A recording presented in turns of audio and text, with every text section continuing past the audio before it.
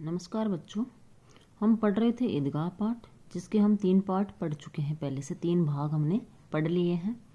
Chapter काफ़ी बड़ा है, इसलिए इसके और 3-4 पाठ बनेंगे, क्योंकि ये कहानी है मुंशी प्रेमचंद द्वारा रचित ईदगाह, जिसमें चल रहा है भाई कि बच्चे मेले में जा रहे हैं उत्साह के साथ। अब बच्चे रास्ते में जो जो चीज़ें देखते हैं उनके बारे में अलग अलग बातें करते हैं, टिप्पणियाँ करते हैं।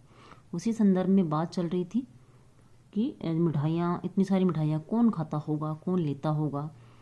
तो जो हामिद के दोस्त हैं वो बोलते हैं कि ये जो मिठाइयाँ हैं वह राक्षस लेकर जाता है और पैसे देकर जाता है।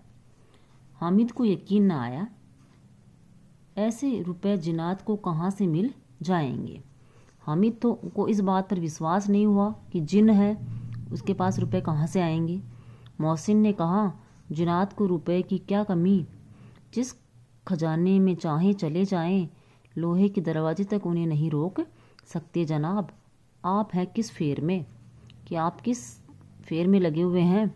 जिनों को कोई रोक नहीं सकता, उनको तो लोहे के ताले भी नहीं रोक सकते, लोहे के दरवाजे भी उनको नहीं रोक सकते। हीरे जवाहरात तक उनके पास रहते हैं, जिससे खुश हो जाए उसे टोकरों जवाहरात दे दिए। अभी यहीं बैठे हैं, 5 मिनट में कलकत्ता पहुंच जाएं। मतलब ये कल्पनाएं बच्चे कर रहे हैं। हामिद ने पूछा, जिनात बहुत बड़े बड़े होते होंगे। मोहसिन, एक एक आसमान के बराबर होता है जी। जमीन पर खड़ा हो जाए तो उसका सिर आसमान से लगे, मगर चाहे तो एक लोटे में घुस जाए। हामिद, लोग उन्हें कैसे खुश करते होंगे, कोई मुझे वह मंत्र बता दे तो एक जिन को खुश कर लूं। हामिद भी कहता है ये बात कि मुझे भी कोई ऐसा तरीका बता दे कोई, जिससे मैं क्या कर लूं, हाँ, एक जिन को प्रसन्न कर लूं। मोहसिन,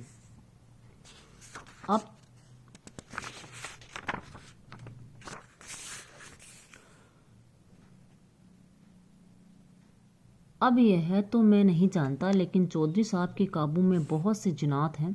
कोई चीज़ चोरी जाए, चौधरी साहब उसका पता लगा देंगे और चोर का नाम भी बता देंगे।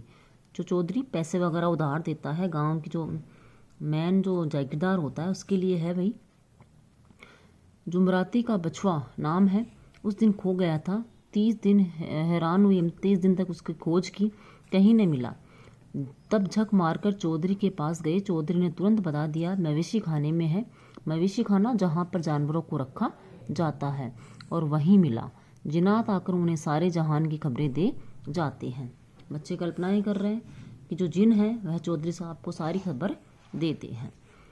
अब उसकी समझ में आ गया कि चौधरी के पास क्यों इतना धन है और क्यों उनका इतना सम्मान है।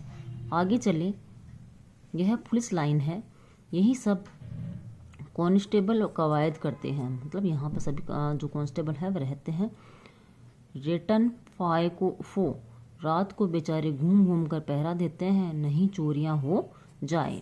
अब पुलिस स्टेशन आता है, तो पुलिस स्टेशन के बारे में बच्चे बातें कर रहे हैं। मोहसिन ने प्रतिवाद किया, मतलब उसका जवाब दिया, यह कांस्टेबल पहरा देते हैं, तभी तुम बहुत जानते हो अजी हजरत यही चोरी करवाते हैं।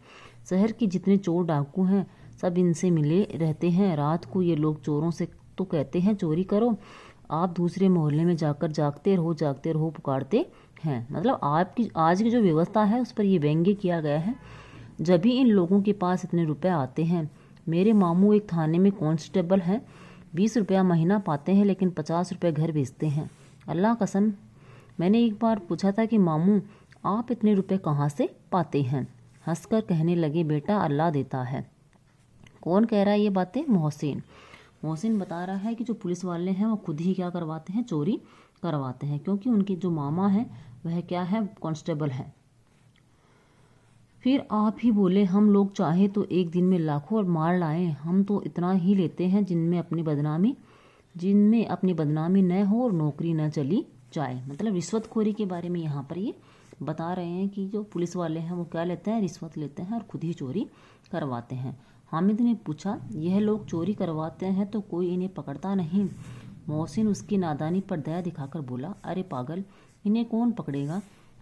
पकड़ने वाले तो यह लोग खुद हैं, लेकिन अल्लाह इन्हें सजा भी खूब देता है।